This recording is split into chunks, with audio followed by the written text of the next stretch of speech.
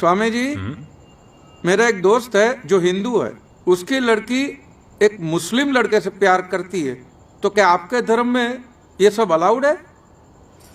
यदि वो लड़का अपना धर्म त्याग करके स्वामी जी की शरण में आता है तो स्वामी जी अवश्य उसे आशीर्वाद देंगे। लेकिन अगर लड़का मुसलमान ही बना रहे हो, लड़की हिंदू ही बनी रहे, तो फिर क्या प्रॉब्लम है? ऐसे विवाह का स्वीकार हम कभी नहीं कर सकते। लेकिन क्यों? इसका उत्तर हम देंगे।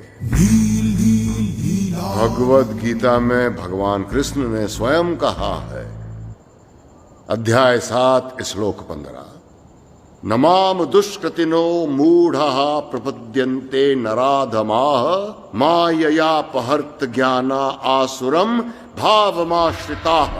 अर्थात जो नराधम नास्तिक है, जो भगवान को छोड़कर किसी दूसरी शक्ति में विश्वास करता है, वो भगवान की शरण में नहीं आ सकता।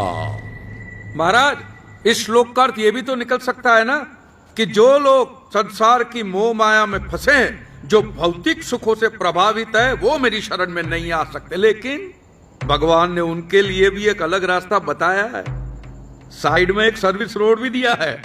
उन्होंने गीता के 18वें अध्याय के श्लोक नंबर 66 में कहा है, सर्वधर्मान परित्यज्य मामेकं शरणं व्रज अहं त्वा सर्व पापेभ्यो मोक्षयिष्यामि मा शुचः। मतलब सब कुछ छोड़ छाड़ के तुम मेरी शरण में आओ, मैं तुम्हें पाप मुक्त करके अपना लूंगा। और यही बात कुरान पाक में भी कही है, सूरह यूनुस में भी कहा, सभी सूरह में कहा है कि कोई भी इस्लाम कबूल कर सकता है।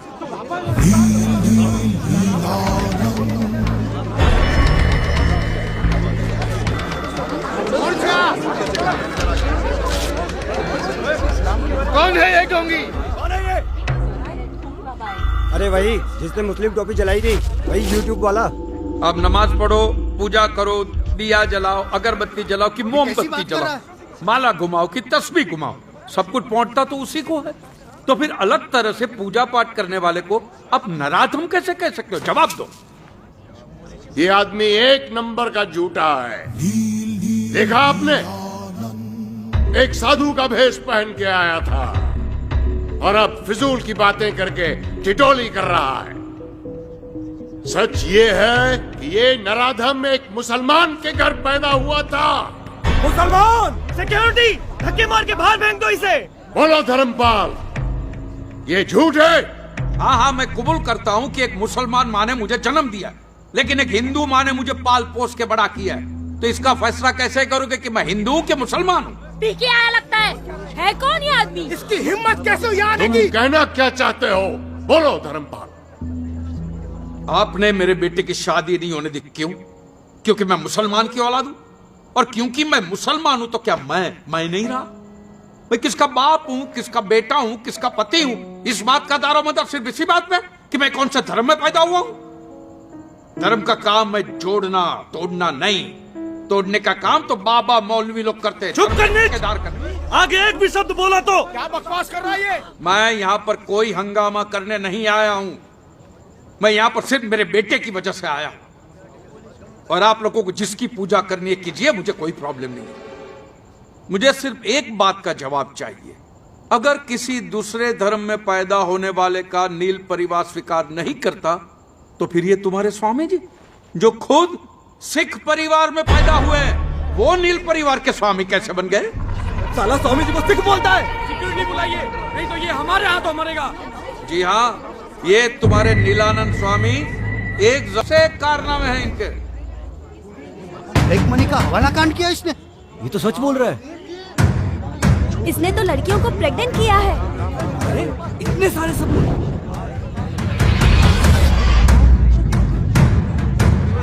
ये तो मंजीत मन चला है। ये जब से बेल पे छूटा था तब से गुम हो गया था। अचानक कुछ साल पहले अहमदाबाद में से बाहर निकला स्वामी नीलानंद बन के। कहिए ये झूठ है?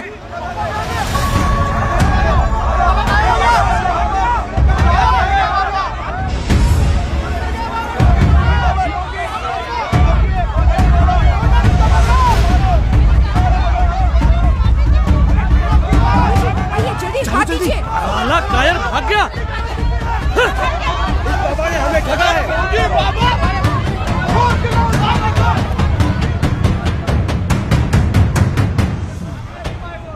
नीलेश्वर? नीलेश्वर नहीं, बद्रीनाथ पांड्या। सुनिए, मेरी बात सुनिए। मैं यहाँ पर किसी को भी भड़काने नहीं आया हूँ और ना ही मैं ये साबित करने आया हूँ कि स्वामी जी हिंदू नहीं है और मैं मुसलमान नहीं हूँ। मैं यहाँ पे आया हूँ सिर्फ मेरे परिवार को घर वापस ले जाने, बस। मेरे परिवार की सुख शांति मेरा सच्चा धर्म है।